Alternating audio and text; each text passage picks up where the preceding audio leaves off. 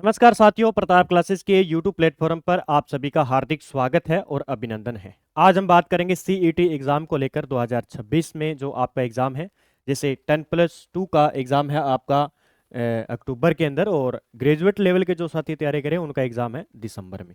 तो दोनों ही लगभग आप तैयारी कर रहे हो और कॉमन टॉपिक है लगभग। तो आज हम जो चर्चा करेंगे वो करेंगे भारतीय संविधान के कुछ टॉपिक हैं। जैसे भारतीय संविधान के कुछ टॉपिक है, जैसे प्रस्तावना है, मौलिक अधिकार है, नीति निर्देशक तत्व है। ठीक है। उसके बाद में कुछ जैसे राष्ट्रपति है, प्रधानमंत्री है, मंत्रिपरिषद है, संसद है। ठीक है। इस प्रकार कुछ टॉपिक हैं जो आपके एग्जाम के लिए महत्वपूर्ण होने वाले हैं। और पिछली बार 2024 के अंदर जो सीईटी का एग्जाम हुआ था, 2024 के अंदर जो सीईटी का एग्जाम हुआ था,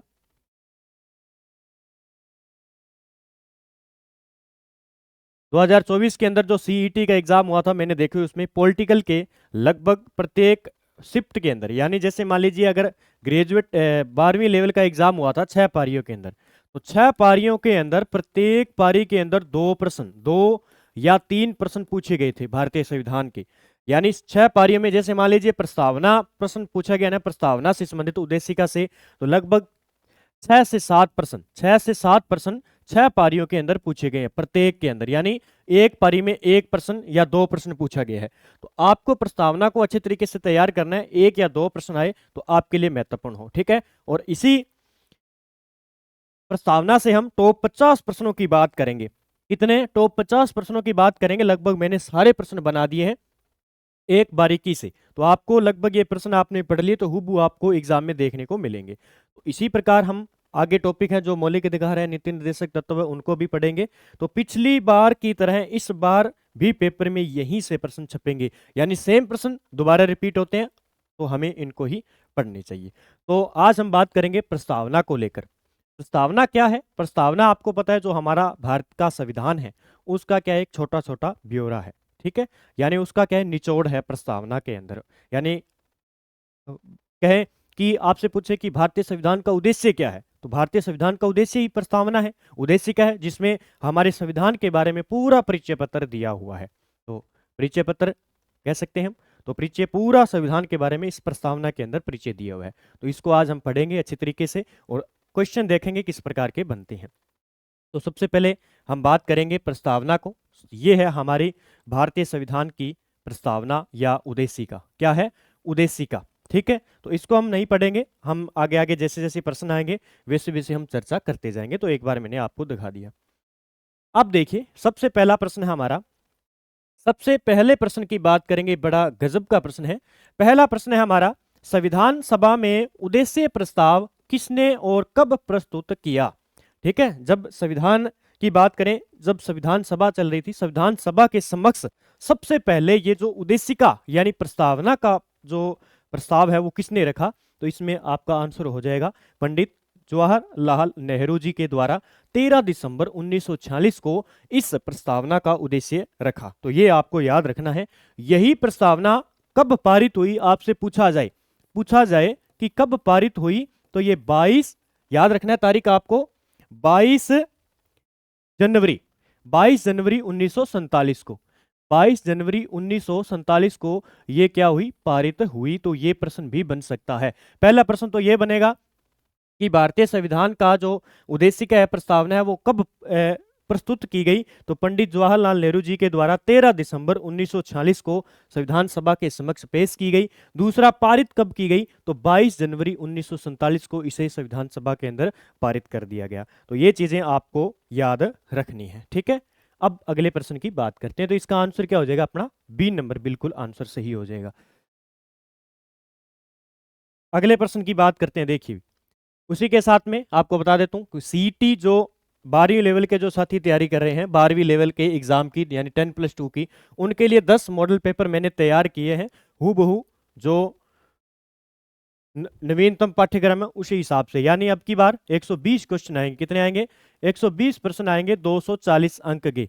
ठीक है। तो पिछली बार थे 150 प्रश्न 300 अंक के, लेकिन अब की बार 120 प्रश्न आएंगे 240 अंक के, और 1/3 नेगेटिव होगी। ये भी आपको याद रखना है। तो उसी हिसाब से मैंने देखो 1, 2, 3 और 4 टेस्ट मॉडल पेपर मैंने अपलोड कर दिए हैं। अच्छे तरीके से लगाएं। प्रत्येक मॉडल पेपर में आपको 120 प्रश्न मिलेंगे और 120 में आपको राजस्थान जीके, भारत का जीके, पॉलिटिकल, ठीक है, भारत की राजनीति, रीजनिंग, मैथ, कंप्यूटर, हिंदी और साइंस, अंग्रेजी, ठीक है, और जो नए टॉपिक जुड़े हैं उनके भी क्वेश्चन आपको इसमें मिलेंगे। तो अच्छे तरीके से पढ़ना है, अच्छे तरीके से टेस्ट को करना है, और आप जब टेस्ट करोगे तो आपको पता चल जाएगा कि 120 में से आपके कितने क्वेश्चन सही हो रहे हैं और 1/3 कितने कट रहे हैं, वो भी आपको पता चल जाएगा। तो आप प्रताप क्लासेस को ऐप को डाउनलोड करें, वहां से ये मॉडल टेस्ट ज्वाइन करें। मात्र 50 रुपए में मिल रहे हैं, मात्र 50 रुपए में। 15 अगस्त की छूट चल रही है, तो मात्र 50 रुपए में आपको लिए ये मॉडल टेस्ट है सीईटी के लिए। आपको जरूरी नहीं है कि आप 12वीं लेवल के एग्जाम की तैयारी करें तो उनके लिए महत्वपूर्ण है, जो आप ग्रेजुएशन लेवल की तैयारी करें तो उनके लिए भी महत्वपूर्ण है। अब चर्चा करते हैं हम मेन।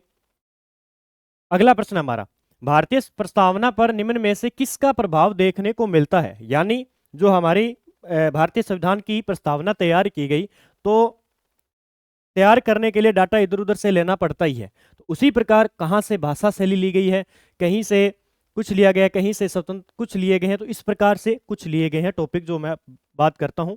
तो देखिए, प्रभाव देखने को मिलता है अमेरिका, ऑस्ट्रेलिया, रूसी क्रांति, फ्रांसीसी। तो ये बिल्कुल सारे देशों से जो है भारतीय संविधान के अंदर जो है कुछ ना कुछ लिया गया है। तो इसका आंसर हो जाएगा 1, 2, 3, 4। तो हम बात करेंगे कि अमेरिका से क्या लिया गया है। जैसे ऑस्ट्रेलिया से भाषा शैली ली गई है प्रस्तावना की, फ्रांसीसी से क्या लिया गया है, रूस से क्या लिया गया है, वो हम आगे बात करते हैं। देखिए भी, तो इसका आंसर भी हो जाएगा 4 नंबर। ठीक है, देखिए अमेरिका से क्या लिया गया है। सबसे पहले हम बात करेंगे भारतीय संविधान की प्रस्तावना में हम भारत के लोग, आपको सबसे पहले लिखा हुआ मिलेगा। जब हम भारतीय संविधान पढ़ते हैं तो हम भारत के लोग, भारत को एक संपूर्ण प्रभुत्व संपन्न समाजवादी पथ निरपेक्ष लोकतंत्रात्मक गणराज्य बनाने के लिए और उसके समस्त नागरिकों को, इस प्रकार आपने देखा होगा। तो वो सबसे पहले हम भारत के लोग जो है वाक्य कहाँ से लिया गया है, ये अमेरिका से लिया गया है। ये आपको याद रखना है, सीधा एग्जाम में पूछा जाता है कि अवधारणा व प्रस्तावना की शुरुआत का विचार अमेरिका से संविधान से प्रभावित है। दूसरा हम बात करें ऑस्ट्रेलिया से क्या लिया गया है। ऑस्ट्रेलिया से तो प्रस्तावना की भाषा और शैली, इतना याद रखना है आपको पॉइंट, भाषा और शैली कहाँ से ली गई है, ऑस्ट्रेलिया के संविधान से ली गई है। दूसरा हमारे पास है रूसी क्रांति 1917 में हुई थी। तो प्रस्तावना में वर्णित जो सामाजिक है, आर्थिक है, राजनीतिक, यानी जो प्रस्तावना के अंदर हम बात करें, प्रस्तावना के अंदर 3 प्रकार की न्याय का उल्लेख है। ये प्रश्न बहुत बार प्रश्न पूछा जाता है। तो 3 प्रकार की जो न्याय है, कितने प्रकार की, 3 प्रकार की जो न्याय है, उसका उल्लेख कहां पे मिलता है हमारे पास, ये मिलता है रूसी क्रांति से। और ये 3 प्रकार की न्याय है, ये हमें कहां मिलता है, अनुच्छेद 38(1) के अंदर। ये भी आपको पॉइंट याद रखना है, ये प्रश्न पूछा जाता है। तो ये चीजें याद रखनी है। तो रूसी क्रांति 1917 यानी रूसी क्रांति से प्रस्तावना के अंदर 3 प्रकार के न्याय है, सामाजिकता की, आर्थिकता की, राजनीति की। तो वो कहां से ली गई, रूस से। ठीक है, अब लास्ट है फ्रांसीसी क्रांति से क्या ली गई है, 1789। प्रस्तावना में जो स्वतंत्रता है, 5 प्रकार की स्वतंत्रता दी गई है प्रस्तावना के अंदर। समानता है 2 प्रकार की, और बंधुत्व जो शब्द है वो कहां से लिए गए हैं, जो आदर्श शब्द है, बंधुत्व है, समानता है और स्वतंत्रता है। ठीक है, तो वो कहां से ली गई है, अनुच्छेद, आपसे पूछा जाए अनुच्छेद 19 के अंदर स्वतंत्रता का अधिकार है, ये भी आपको याद रखना है। ठीक है, अनुच्छेद 19 के अंदर। तो ये पॉइंट तीनों के तीनों, चारों के चारों याद रखने हैं। अमेरिका से क्या लिया गया है, हम भारत के लोग शब्द लिया गया है, वाक्य लिया गया है। दूसरा ऑस्ट्रेलिया से भाषा शैली ली गई है। तीसरा रूस की क्रांति से क्या लिया गया है, सामाजिक, आर्थिक, राजनीतिक 3 प्रकार की न्याय। और फ्रांसीसी क्रांति से ली गई है स्वतंत्रता, समानता और बंधुत्व शब्द लिए गए हैं। ये आपको याद रखना है, बंधुत्व यानी भाईचारे का। तो ये पॉइंट आपको याद रखने हैं। आगे बात करते हैं,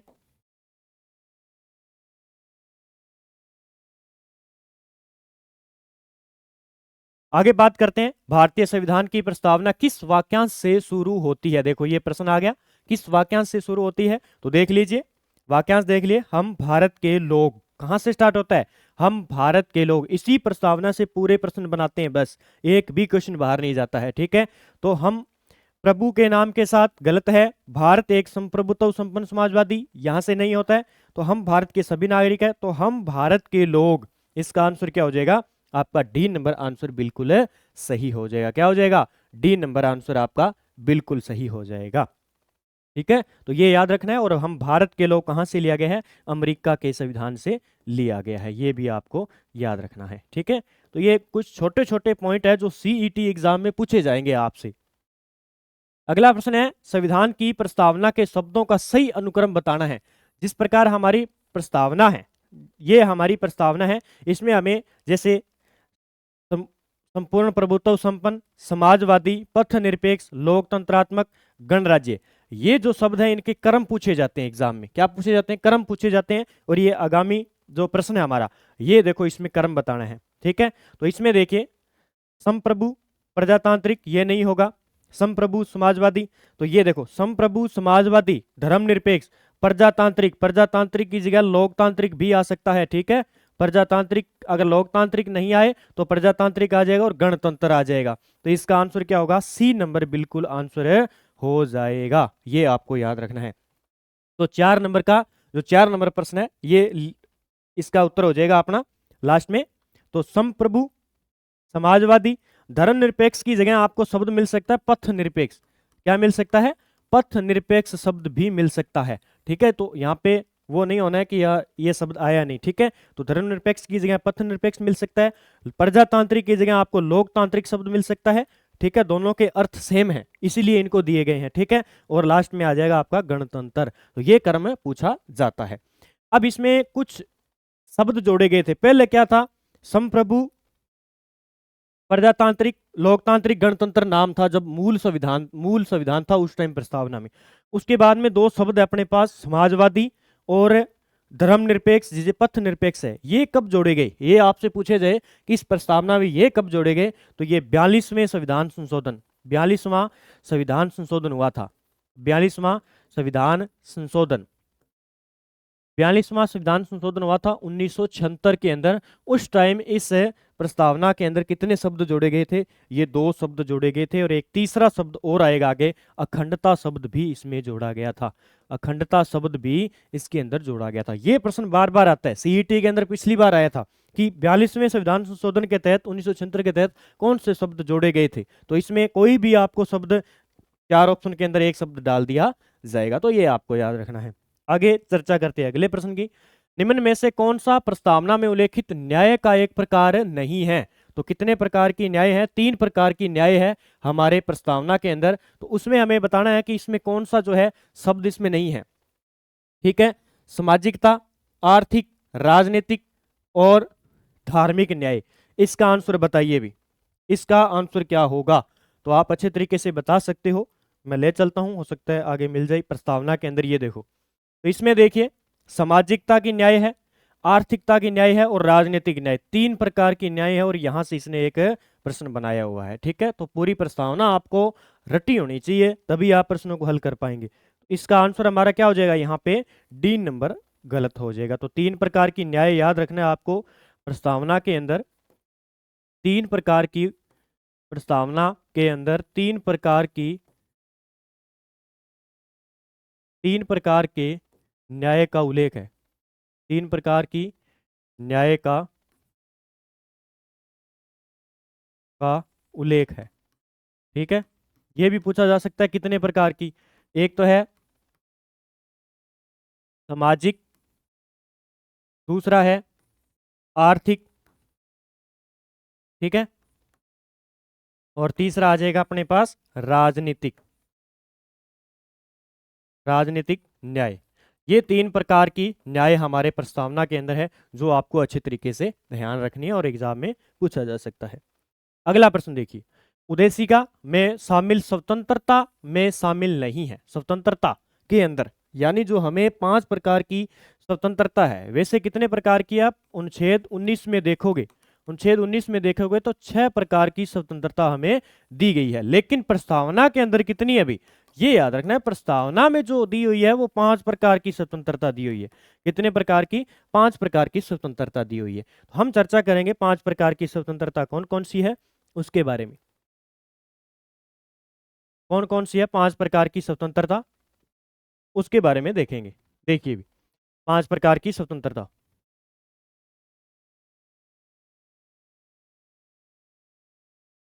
प्रस्तावना के अंदर कौन कौन सी है? 5 प्रकार की। विचार की स्वतंत्रता है हमारे पास, विश्वास की स्वतंत्रता है, उपासना की है, लेकिन आजीविका की कोई स्वतंत्रता हमारे पास नहीं है। तो आप अच्छी तरीके से इसका जवाब दे सकते हो। ठीक है, अगर आपने पढ़ा है तो आप इन प्रश्नों का अच्छी तरीके से जवाब दे सकते हो। अगर आपने प्रस्तावना का रट्टा लगा रखा है तो रट्टा लगाना पड़ेगा।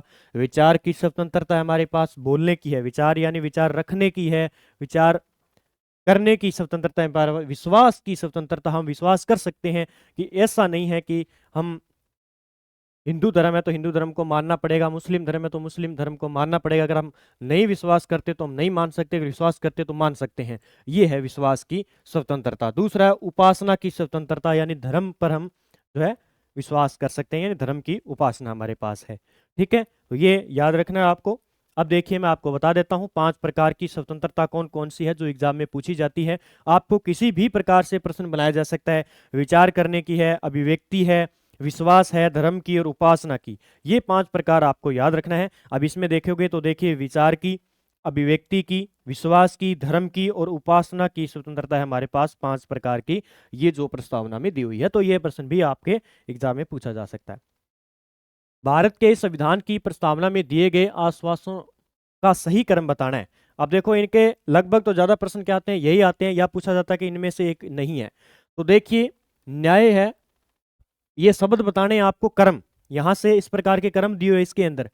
ठीक है, तो ये कर्म इससे संबंधित पूछे जाते हैं। तो सबसे पहले देखो यहां से हम चलेंगे तो सबसे पहले न्याय। ठीक है, यहाँ पे पहला प्रश्न हमारा न्याय है। दूसरा देखिए यहाँ पे न्याय, विचार, अभिव्यक्ति, विश्वास, धर्म, उपासना की स्वतंत्रता। तो स्वतंत्रता आ जाएगा, क्या आ जाएगा? स्वतंत्रता। उसके बाद देखिए प्रतिष्ठा, अवसर की क्षमता, तो दूसरा क्या आ जाएगा? समता आ जाएगा। उसके बाद में प्राप्त करने के लिए तथा उन सब में व्यक्ति की गरिमा और राष्ट्र की एकता और अखंडता, अखंडता सुनिश्चित करने वाली बंधुता। अब देखो यहाँ पे बंधुता शब्द आ गया, तो ये क्रम हो जाएगा अपना सी नंबर। 8 नंबर का आंसर है हमारा न्याय। उसके बाद में न्याय 3 प्रकार की, 5 प्रकार की स्वतंत्रता, क्षमता 2 प्रकार की और बंधुता भाईचारे की भावना होनी चाहिए। ये प्रस्तावना के अंदर लिखा हुआ है। तो सी नंबर अपना बिल्कुल सही हो जाएगा। ये क्रम बार बार पूछा जाता है और यहां से एग्जाम में प्रश्न आता है। चाहे आप सेकंड ग्रेड की तैयारी कर रहे हो, एसआई की तैयारी कर रहे हो, कहीं भी कोई भी एग्जाम की तैयारी कर रहे हो, तो ये प्रश्न प्रत्येक एग्जाम में आते हैं। ऐसा नहीं है कि सीईटी में आएंगे। ठीक है, प्रस्तावना की अंतिम पंक्ति में उल्लेखित शब्दों का उल्लेख करना है। जो प्रस्तावना की जो अंतिम पंक्ति है यहाँ पे, उसमें कुछ पॉइंट दिए हुए हैं, कुछ शब्द दिए हुए हैं, उनका क्रम हमें बताना है। तो देखिए सबसे पहले आपको इसमें देखना है, देखिए यहाँ पे देखें तो इस संविधान को अंगीकृत किया गया सबसे पहले, फिर अधिनियमित किया गया, फिर उसके बाद में आत्मार्पित किया गया। तो ये 3 शब्द है। तो सबसे पहले आपको जो है अंगीकृत किया गया, उसके बाद में उसे अधिनियमित किया गया, उसके बाद में आत्मार्पित किया गया, यानी 2 3 1 231 आंसर हो जाएगा, यानी सी नंबर बिल्कुल आंसर हो जाएगा। तो इसी प्रकार से जो है क्रम से एग्जाम में प्रश्न पूछे जाते हैं और ये सीईटी में इसी प्रकार का पिछली बार पूछा गया था। अगला प्रश्न देखिए, 26 जनवरी 1950 को भारत की वास्तविक संवैधानिक स्थिति क्या थी? 26 जनवरी 1950 को भारत की संवैधानिक जो वास्तविक संवैधानिक स्थिति क्या थी? मैंने आपको बताया था। तो वास्तविक स्थिति थी संपूर्ण प्रभुत्व संपन्न लोकतंत्र में गणराज्य, यानी इसका आंसर क्या हो जाएगा? अपने पास 10 नंबर का बी आंसर हो जाएगा। इसके बाद में इसमें शब्द जोड़े गए थे समाजवादी। ठीक है, समाजवादी, और एक अपना आ जाएगा पथ निरपेक्ष। पथ निरपेक्ष 2 शब्द जोड़े गए थे। जो 42वां संविधान संशोधन 1976 के तहत ये 2 शब्द जोड़े गए थे। उसके बाद में ये बना संपूर्ण प्रभुत्व संपन्न, समाजवादी, पथ निरपेक्ष, लोकतंत्रात्मक या प्रजातांत्रिक और गणराज्य। इस प्रकार पूरी लाइन ये संविधान के अंदर जोड़ी गई थी। तो आपसे पूछा जाए कि क्या प्रस्तावना के अंदर संशोधन किया जा सकता है? तो बिल्कुल किया जा सकता है। ठीक है, तो इसमें संशोधन किया जा सकता है, लेकिन इसमें चेंज नहीं किया जा सकता। ये आपको याद रखनी है बात, एग्जाम में पूछी जाती है। तो इसमें आप चेंज नहीं कर सकते, लेकिन इसमें जोड़ सकते हो। ठीक है, अगला प्रश्न हमारे पास, निम्नलिखित में शब्दों में से कौन सा शब्द 42वें संवैधानिक संशोधन द्वारा जोड़े गए थे? तो आप अच्छे तरीके से जवाब दे सकते हो। समाजवादी, अखंडता और पथ निरपेक्ष, 3 शब्द जोड़े गए थे, ये आपको याद रखना है। तो इसका आंसर 1 2 3 हो जाएगा। ठीक है, अगला देखिए 42वां संविधान संशोधन अधिनियम 1976 के द्वारा देख लेते हैं। पॉइंट है प्रस्तावना में पहली और अब तक की एकमात्र एक बार संशोधन हुआ है। तो याद रख लेना कब हुआ, ये 42वां संविधान संशोधन 1976 के द्वारा एक बार इसके अंदर क्या हुआ, संशोधन हुआ है। 3 शब्द जोड़े गए थे, समाजवादी, पथ निरपेक्ष और अखंडता, ठीक है, और प्रभावी हुआ ये 3 जनवरी 1970 से। ये शब्द आपको याद रखने हैं, एक एक शब्द एग्जाम के लिए इंपॉर्टेंट है सारे के सारे। अगला प्रश्न, प्रस्तावना में उल्लेखित शब्दों का सही क्रम बताना है। सेम ऐसे ही प्रश्न आते हैं बार बार, सही क्रम बताना है। क्या बताना है, सही क्रम बताना है। प्रश्न नंबर हमारे पास 12 है, ठीक है, 12 नंबर प्रश्न है। अखंडता, बंधुता, गरिमा और क्षमता। अगर आपको प्रस्तावना याद है तो आप अच्छी तरीके से हल कर सकते हो। इसका आंसर क्या होगा अपने पास, ठीक है। तो सबसे पहले क्षमता, क्षमता शब्द आएगा, उसके बाद में गरिमा, गरिमा शब्द आएगा, उसके बाद में आएगा अपने पास अखंडता, ठीक है, उसके बाद में शब्द रहेगा हमारे पास बंधुता। ये शब्द आएंगे भी, ठीक है, ये क्रम आएगा भी, क्षमता, उसके बाद में गरिमा, 4 3 1 2, ये डी नंबर आंसर हो जाएगा 12 नंबर का। तो ये भी क्रम आपको अच्छी तरीके से याद रखना है। अगला प्रश्न देखिए, भारतीय संविधान की प्रस्तावना के प्रारंभिक शब्द वी द पीपुल कहाँ से लिया गया है। वी द पीपुल जो शब्द है वो कहाँ से लिया गया है, तो ये यूएनओ चार्टर से लिया गया है। ये प्रश्न बहुत ही इंपॉर्टेंट है और एग्जाम में पूछा गया है ये, कि जो वी द पीपल जो शब्द है वो कहाँ से लिया गया है, ठीक है, हम भारत के लोग, वो शब्द कहाँ से लिया गया है, यूएनओ चार्टर से लिया गया है। अगला प्रश्न, संविधान की उद्देशिका के संबंध में निम्न कथनों पर विचार कीजिए और दिए गए कूट की सहायता से बताइए कि इनमें कौन सा सही है।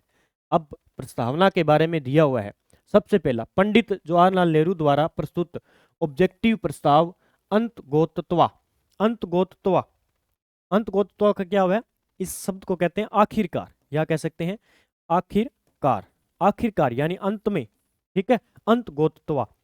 उद्देश्य बना बिल्कुल सही है, आपको पता है, ठीक है, ये भी याद रखना है। 13 दिसंबर 1946 को इन्होंने संविधान सभा के समक्ष ये प्रस्तावना रखी, ठीक है, 22 जनवरी को ये पारित हो गया था। इसकी प्रकृति न्यायोचित नहीं है, इसका संशोधन नहीं किया जा सकता, ये गलत है। संशोधन किया जा सकता है इसमें, क्योंकि एक बार किया गया है तो संशोधन किया जा सकता है, तो ये गलत हो जाएगा। और इसकी जो प्रकृति है वो न्यायोचित नहीं है, ठीक है। उसके बाद में संविधान के विशिष्ट प्रावधानों को यह रद्द नहीं कर सकता, यानी जैसे कोई प्रावधान लागू किए गए हैं तो ऐसा नहीं है कि प्रस्तावना रद्द कर देगा, तो ये लागू रद्द नहीं कर सकता है। तो इसमें हमारा जो आंसर होगा 14 नंबर प्रश्न का अपने पास आंसर होगा बी, केवल इसने पूछा है कौन सा सही है, पूछा है भी, ठीक है, कौन सा सही है। तो 1 2 4, तो मैंने 3 नंबर यहाँ पे गलत किया, 1 2 4 यहाँ पे सही हो जाएगा। यानी प्रस्तावना को पंडित जवाहरलाल नेहरू जी के द्वारा 13 दिसंबर 1946 को संविधान सभा के समक्ष ऑब्जेक्टिव प्रस्ताव किया था। उसके बाद में ये जो इसकी प्रकृति है वो न्यायोचित नहीं है, ठीक है, न्याय के प्रति नहीं है। दूसरा, संविधान के विशिष्ट प्रावधानों को यह रद्द नहीं कर सकती है, कोई भी प्रावधान है उसको रद्द नहीं कर सकती है। अगला प्रश्न, भारत एक लोकतंत्रात्मक गणराज्य है, क्यों है। भारत एक लोकतंत्रात्मक गणराज्य क्यों है। लोक का मतलब होता है प्रजा, प्रजा कह सकते हैं, जनता कह सकते हैं, ठीक है, और तंत्र का अर्थ है व्यवस्था। संघ का मंत्रिमंडल लोकसभा के प्रति उत्तरदायी होता है, ये बात तो बिल्कुल सही है कि जो संघ का मंत्रिमंडल है वो लोकसभा के प्रति उत्तरदायी हो सकता है, लेकिन इसका अर्थ नहीं है ये। सार्वभौमिक वयस्क मताधिकार की विधेयता है, लेकिन ये इसका उत्तर नहीं है। राष्ट्रपति एक लोकप्रिय निर्वाचन मंडल द्वारा चुना जाता है, ये इसका उत्तर सही है। अब आपको लगता होगा सर ये उत्तर कैसे सही है कि राष्ट्रपति एक लोकप्रिय निर्वाचन मंडल द्वारा चुना गया, यानी सबसे बड़ा मुखिया कौन है हमारे भारत के अंदर, राष्ट्रपति है। और राष्ट्रपति क्या है, लोगों के द्वारा यानी निर्वाचित किया जाता है, जनता के द्वारा, न कि वंशानुगत है। ऐसा नहीं है कि वंशानुगत है। तो हमारा इस लोकतंत्र का अर्थ क्या है, प्रजा द्वारा जो चुना जाता है, यानी प्रजा द्वारा जो चुना जाता है। तो ये कथन इसका सही है। और भारत में सर्वोच्च सदन सर्वोच्च है, ये भी सही है। ये कथन सारे सही है, लेकिन जो हमारा लोकतांत्रिक शब्द है उसका अर्थ ये निकालता है, ठीक है। अगला प्रश्न, भारत के संविधान के उद्देश्यों में से एक के रूप में आर्थिक न्याय का किसमें उपबंध किया गया है? यानी जो आर्थिक न्याय है इसका उल्लेख हमें कहाँ पे मिलता है, उस इसका उल्लेख हमें कहाँ पर मिलता है भी?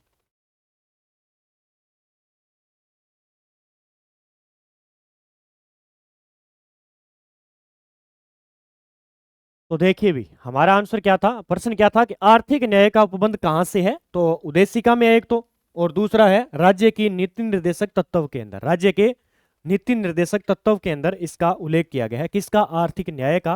और इस नीति निर्देशक तत्व के अनुच्छेद 38 के अंदर, अनुच्छेद 38(1) के अंदर आपको तीन प्रकार की न्याय, एक तो सामाजिक न्याय, ठीक है, और दूसरी आर्थिक न्याय, और तीसरी राजनीतिक, तीन प्रकार की न्याय का उल्लेख अनुच्छेद 38 फर्स्ट के अंदर दिया गया है। और ये जो शब्द है आर्थिक न्याय वो कहाँ पे मिलता है? अपने एक उद्देशिका में मिलेगा और एक अपने मिलेगा नीति निर्देशक तत्वों के अंदर।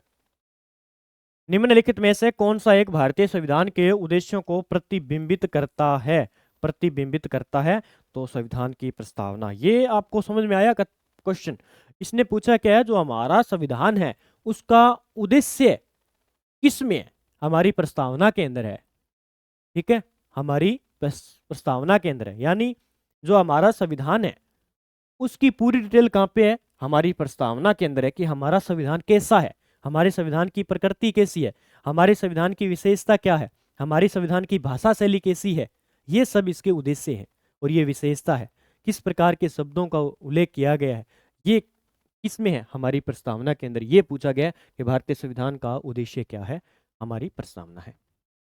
अगला प्रश्न, निम्नलिखित में से किसने भारतीय संविधान की प्रस्तावना को हमारे संप्रभु प्रजातांत्रिक गणतंत्र की जन्म कुंडली कहा है? अब कुछ प्रस्तावना को लेकर कथन है जो बार बार परीक्षा में पूछे जाते हैं। अब इसमें सीईटी के एग्जाम में ये प्रश्न पूछे गए, दो तीन प्रश्न पूछे गए हैं अपने ये कथन वाले, कि प्रस्तावना को किसने क्या नाम दिया, किसने क्या कहा, प्रस्तावना के बारे में किसने कुछ कहा, किसने कुछ कहा।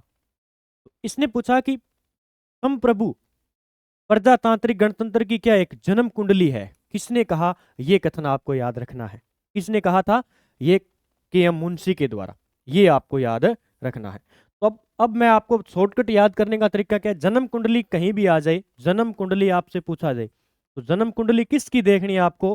के.एम. मुंशी की देखनी है, ठीक है। प्रस्तावना के अंदर के.एम. मुंशी की आपको क्या देखनी है? जन्म कुंडली देखनी है। आपसे जन्म कुंडली नाम आते ही के.एम. मुंशी को याद कर लेना, उनकी देखने लग जाना पेपर के अंदर और आंसर लगा देना। तो इसका आंसर हो जाएगा के.एम. मुंशी। तो जन्म कुंडली प्रस्तावना को कहा। भारतीय संविधान की प्रस्तावना में उदारता, समानता और भाईचारे यानी बंधुता, ठीक है, बंधुता के आदर्श प्रतिष्ठापित इसकी प्रेरणा मुख्य कहाँ से लिए गए? तो ये हमने चर्चा कर ली है 2 नंबर प्रश्न में। तो ये कहाँ से ली गई है?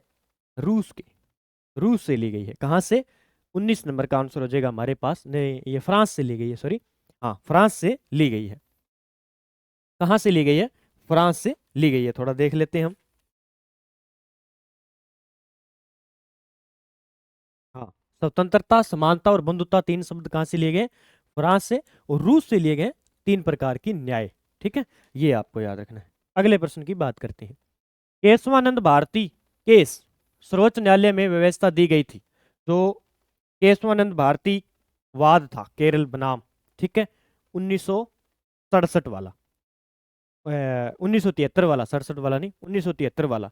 तो इसका आंसर क्या हो जाएगा अपने पास? 20 नंबर का आंसर है हमारे पास, बी नंबर। प्रस्तावना संविधान का अभिन्न अंग है। तो ये व्यवस्था दी गई थी प्रस्तावना केशवानंद भारती केस में सर्वोच्च न्यायालय ने। तो ये आपको याद रखना है। इसका आंसर क्या हो जाएगा? बी नंबर आ जाएगा। इसने कहा था कि प्रस्तावना क्या है, शॉर्ट वैसे लिखें तो प्रस्तावना संविधान का एक भाग है। ये पूछा जाता है बहुत बार, प्रस्तावना संविधान का एक भाग है। ये कथन किसका है, किसमें दिया हुआ है? ये दिया हुआ है अपने केशवानंद भारती केस जो केरल वाला है 1973, उसमें दिया गया है। और हम बात करें तो इसने क्या कहा था? इसने कहा था कि प्रस्तावना में संशोधन किया जा सकता है। दूसरा पॉइंट हो सकता है मैंने आगे डाल रखा हो, बाकी नहीं डाला है। तो इसमें 1.2 नंबर याद रखना कि प्रस्तावना में संशोधन किया जा सकता है। प्रस्तावना में संशोधन किया जा सकता है, ठीक है, क्या किया जा सकता है? संशोधन किया जा सकता है प्रस्तावना में, ये भी याद रखना है।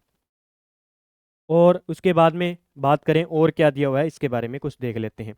एक प्रस्तावना वाद योग्य नहीं है, ठीक है, वाद योग्य नहीं है, ठीक है, इसमें आप वाद विवाद नहीं कर सकते, वाद योग्य नहीं है। और इसने कहा था कि जो वर्णित आदर्श और उसकी आत्मा को जानने का महत्व स्रोत क्या है, अपनी प्रस्तावना है, ये भी इसने कहा था। तो ये कथन दो तीन याद रखने हैं आपको।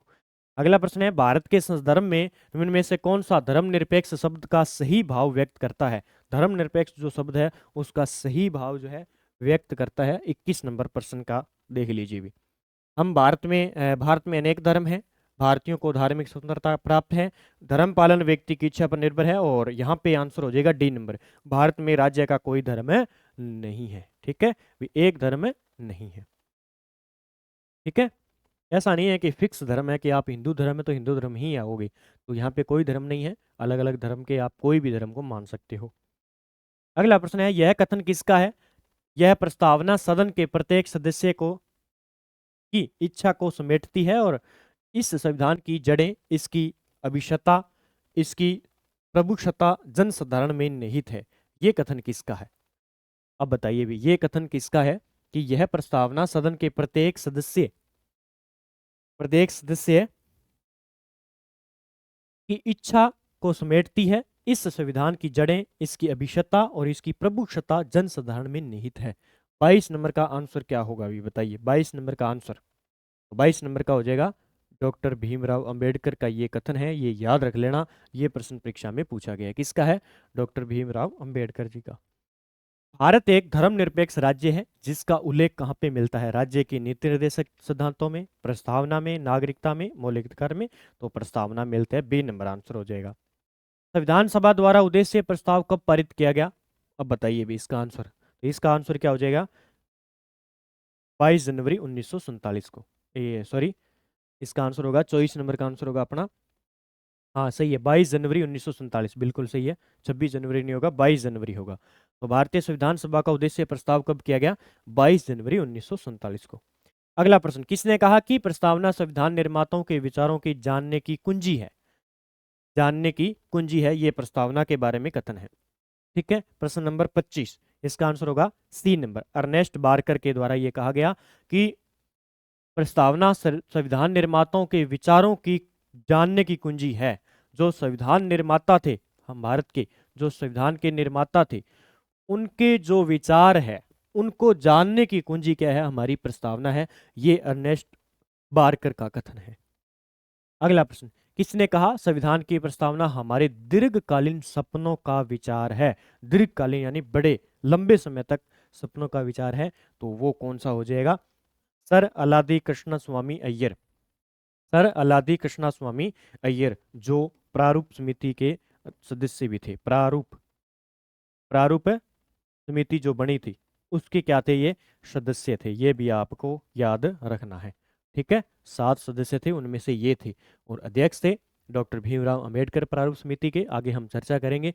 बाकी दीर्घकालीन सपनों का विचार आपसे पूछा जाए तो कृष्णा स्वामी अय्यर। अगला प्रश्न, निम्न में से कौन सी अवधारणा फ्रांस की क्रांति से ली गई है? फ्रांस की क्रांति से ली गई है, इसका आंसर क्या होगा अपना? तो इसमें एक हो जाएगा स्वतंत्रता, दूसरा हो जाएगा बंधुता, और तीसरा हो जाएगा क्षमता, ठीक है। ये कहाँ से लिए गए हैं? ये शब्द लिए गए हैं फ्रांस की क्रांति से, ये आपको याद रखने हैं। तो 3 शब्द है, स्वतंत्रता है, बंधुता है और क्षमता है। ये 3 शब्द लिए गए हैं फ्रांस की क्रांति से, ये आपको याद रखना है। अगला प्रश्न देखिए, प्रस्तावना के संबंध में असत्य कथन बताना है। प्रस्तावना में भारत शब्द का उल्लेख 2 बार मिलता है। हम भारत के लोग, ठीक है, 2 बार मिलता है, लिखा हुआ है ना कि हम भारत के लोग, भारत को एक संपूर्ण प्रभुत्व संपन्न, तो 2 बार मिलता है। प्रस्तावना में लोग शब्द का उल्लेख 2 बार, ये गलत है, 1 बार मिलता है, हम भारत के लोग। प्रस्तावना में नागरिकों तथा व्यक्ति शब्द का उल्लेख 1 बार मिलता है। 42वें संविधान संशोधन द्वारा प्रस्तावना के दूसरे पेरे में समाजवादी, पथ निरपेक्ष और छठे पेरे में अखंडता शब्द जोड़ा गया, तो ये बिल्कुल सही है। तो इसमें असत्य कथन कौन सा हो जाएगा? 28 नंबर का अपना बी नंबर हो जाएगा, ठीक है। अगला प्रश्न, निम्न में से किस राजनीति शास्त्री ने संविधान की प्रस्तावना लिखने वालों को राजनीतिक बुद्धिजीवी कहकर सम्मानित किया? ये प्रश्न इंपॉर्टेंट है भी, आप चाहे सेकंड ग्रेड की एग्जाम की तैयारी कर रहे हो और किसी भी एग्जाम की तैयारी कर रहे हो, सीईटी की, तो आपके लिए महत्वपूर्ण है। राजनीतिक बुद्धिजीवी कहकर पुकारा था, कहकर सम्मानित किया है? 29 नंबर का आंसर हो जाएगा सी नंबर, अर्नेस्ट बारकर के द्वारा।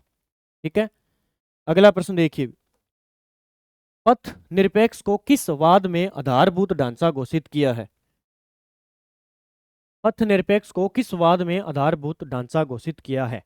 कौन सा ऐसा वाद है जिसमें आधारभूत ढांचा घोषित किया था? SR बम्बई वाद 1994, मिनर्वा मिल्स वाद 1980, केशवानंद भारती वाद 1973, कम दोराई राजनवाद 1951।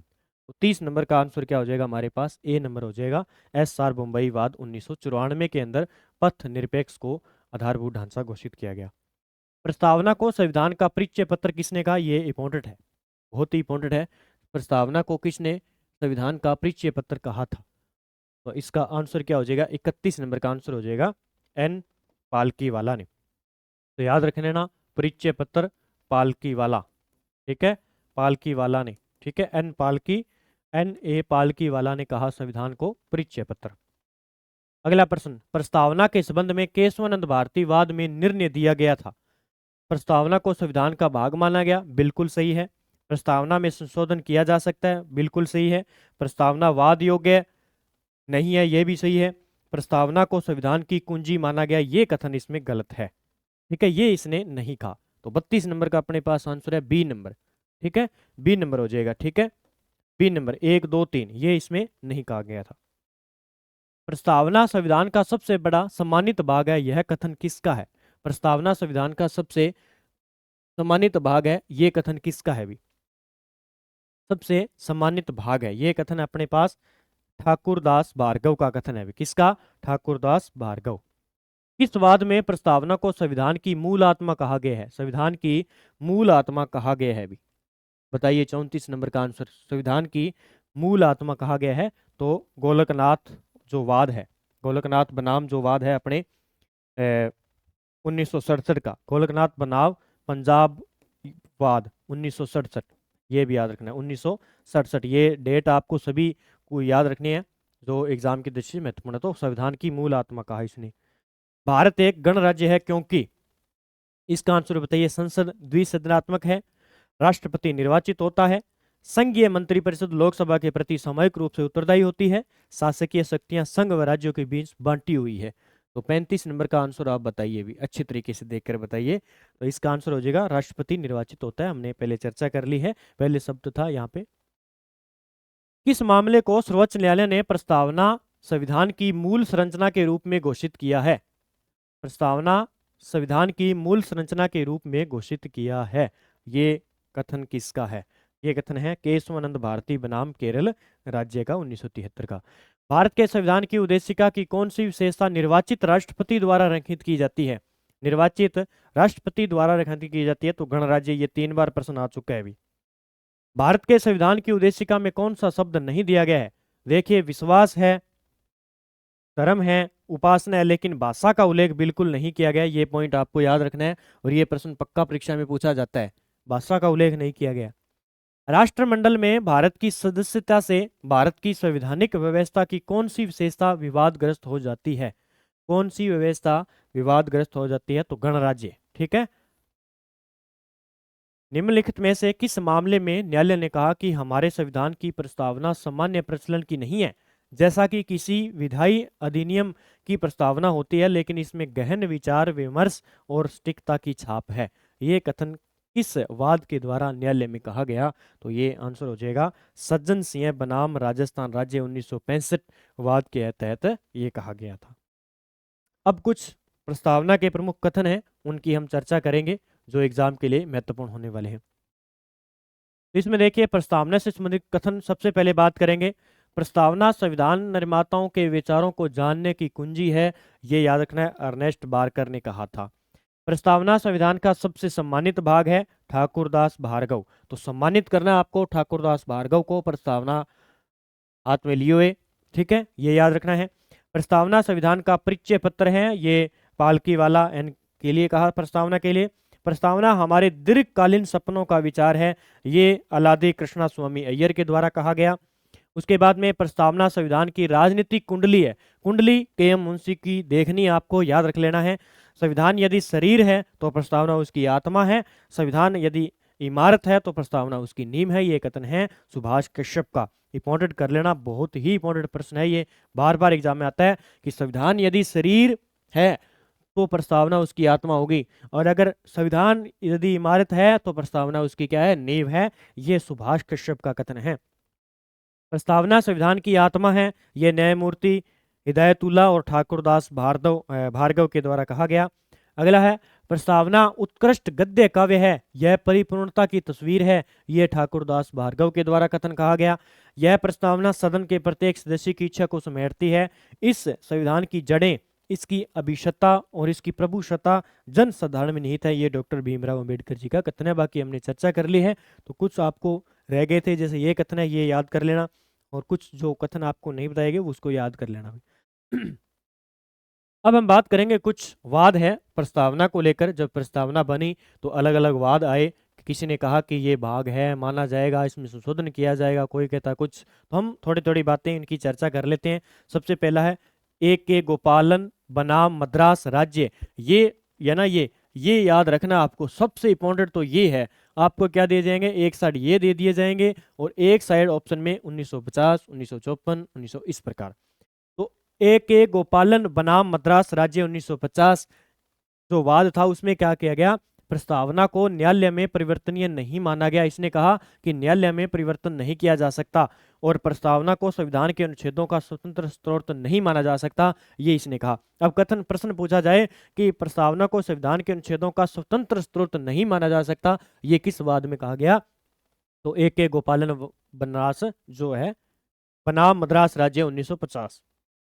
फिर है बेरूवारी संघवाद 1960, ये याद रखना है 1960, ठीक है। बेरूवारी वाद, प्रस्तावना संविधान का भाग नहीं है, इसने कहा, ये इंपॉर्टेंट कर लेना। अब किसने, जो केशवानंद भारती है, केशवानंद भारती केरल बनाम वाद, ये किसने कहा था, 1973 वाला। इसने कहा था कि जो प्रस्तावना है संविधान का भाग है, प्रस्तावना संविधान का भाग है, ये किसने कहा था, है। अगर है आ जाए तो केशवानंद करना है आपको, अगर नहीं आ जाए तो बेरूबारी संघवाद ने 1960 ने कहा कि प्रस्तावना संविधान का भाग नहीं है। प्रस्तावना में संशोधन नहीं किया जा सकता, उस समय का दृष्टिकोण, ठीक है। तो प्रस्तावना में संशोधन नहीं किया जा सकता, ये कथन किसका है, इसका है। लेकिन प्रस्तावना में संशोधन किया जा सकता है, ये है केशवानंद, ठीक है। यह संविधान की कुंजी मार्गदर्शिका के रूप में सहायक है। तो ये संविधान की कुंजी किसने कहा था, प्रश्न आया था हमारे पास, जो केशवानंद भारती वाला प्रश्न था, तो ये इसने बेरूवारी संघवाद ने कहा था। केवल प्रस्तावना के आधार पर संविधान के किसी भाग को अमान्य नहीं किया जा सकता, तो ये कथन इस प्रकार याद आते हैं परीक्षा में। सज्जन सिंह बनाम राजस्थान राज्य 1965, प्रस्तावना के संवैधानिक महत्व को लेकर न्यायिक दृष्टिकोण में बदलाव की दिशा दिखाई दी। बाद के गोलकनाथ और केशवानंद भारती निर्णयों के लिए महत्वपूर्ण पृष्ठभूमि बनी थी, तो ये इतना इंपॉर्टेंट नहीं है।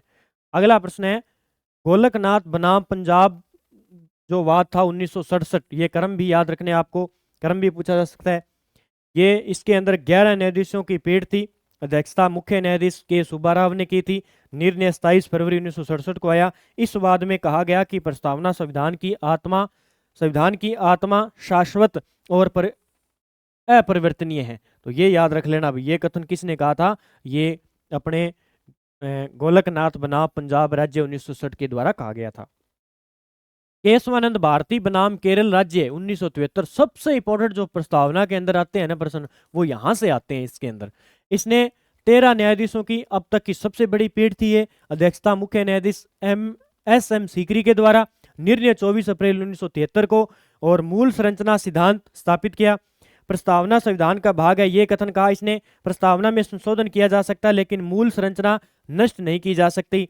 प्रस्तावना संविधान के आदर्शों और उसकी आत्मा को समझने की महत्वपूर्ण स्रोत है। प्रस्तावना समयवाद योग्य परिवर्तनीय अधिकारों का स्रोत नहीं है, इसमें समय कोई वाद नहीं कर सकती है। तो ये पॉइंट बहुत ही इंपॉर्टेंट है हमारे लिए, ठीक है।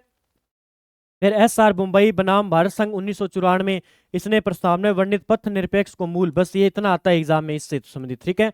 फिर LIC ऑफ इंडिया बनाम भारत सरकार 1965, इसने प्रस्तावना को संविधान का भाग माना है। प्रस्तावना संविधान की मार्गदर्शिका के रूप में कार्य करती है। ये पॉइंट आता है बार बार, संविधान की मार्गदर्शिका, प्रस्तावना संविधान की मार्गदर्शिका के रूप में काम करता है। ये कथन किसमें है? LIC के अंदर। प्रस्तावना समयवाद योग्य नहीं है, प्रस्तावना में संशोधन किया जा सकता है आधारभूत ढांचे को छोड़कर। ये कथन भी इसका है और ये कथन भी किसका है? केशवानंद भारती बनाम केरल 1973 का है। तो ये पॉइंट आपको याद रखने हैं। तो ये इतनी डिटेल थी भी प्रस्तावना से लेकर जो मैंने आपको उपलब्ध करवाई है। मुझे नहीं लगता कि यहाँ से एक भी क्वेश्चन बाहर जाएगा। तो मैंने बारीकी से लगभग टोटल 50 क्वेश्चन हो जाएंगे कथन को मिलाकर, और जो ये कुछ वाद है उनसे संबंधित मिलाकर। अच्छे तरीके से पढ़ ले इनको और अच्छे तरीके से तैयारी कर लो, ठीक है? एक भी क्वेश्चन बाहर नहीं जाएगा, अच्छे तरीके से पढ़ो भी इनको। और बाकी आप CET की जो टेस्ट सीरीज हमने लॉन्च कर रखी है उसको आप जरूर लें, ठीक है? यहाँ से आपको लगभग CET के एग्जाम के अंदर क्वेश्चन देखने को मिलेंगे, क्योंकि ये जो CET की टेस्ट सीरीज है मैंने खुद तैयार किया है, सिलेबस को पढ़कर तैयार किया है, और पिछली बार के पेपर मैंने देखे हैं उस हिसाब से ये मैंने तैयार किए है। तो इसमें आपको सारे मिलेंगे टॉपिक। जैसे करंट महत्वपूर्ण है तो 15% मैंने भारत के भी डाले हैं और राजस्थान के भी डाले हैं, क्योंकि जो इंपॉर्टेंट करंट के क्वेश्चन है वो बार बार एग्जाम में पूछे जाते हैं और CET के अंदर इस प्रकार के क्वेश्चन आते हैं। कंप्यूटर के क्वेश्चन है, साइंस के क्वेश्चन है, जो जो टॉपिक है उस टॉपिक से, प्रत्येक टॉपिक से क्वेश्चन डाल रहा हूं ताकि जो परीक्षा में पूछे गए हैं वही वापस रिपीट हो जाए आपके, और कुछ नए क्वेश्चन बनाए हैं जो एग्जाम की दृष्टि से महत्वपूर्ण है। तो ये मात्र 50 रुपए में टेस्ट सीरीज है। प्रताप क्लासेस ऐप को डाउनलोड कर लो और वहां से आप ज्वाइन कर लो। तो जय हिंद, जय भारत दोस्तों। कैसा लगा वीडियो आप जरूर बताएं कमेंट बॉक्स में। और आगामी हम अगला टॉपिक लेकर आएंगे, अगला मौलिक अधिकार। ज़्यादा लेवल नहीं पढ़ेंगे हम, CET एग्जाम को लेकर ही पढ़ेंगे, क्योंकि ज़्यादा लेवल इसके अंदर नहीं आते हैं, ऊपर ऊपर से क्वेश्चन पूछे जाते हैं। जैसे मैंने प्रस्तावना के क्वेश्चन बनाए हैं उसी प्रकार के क्वेश्चन आएंगे आपके। और मौलिक अधिकार हम अच्छे तरीके से लेकर आएंगे, सभी मौलिक अधिकारों को अच्छे तरीके से पढ़ेंगे, एक एक मौलिक अधिकार को। तो जय हिंद, जय भारत दोस्तों। मिलते हैं अगले वीडियो के साथ, और इसकी PDF आपको प्रताप क्लासेस के टेलीग्राम चैनल पर उपलब्ध हो जाएगी। जय हिंद।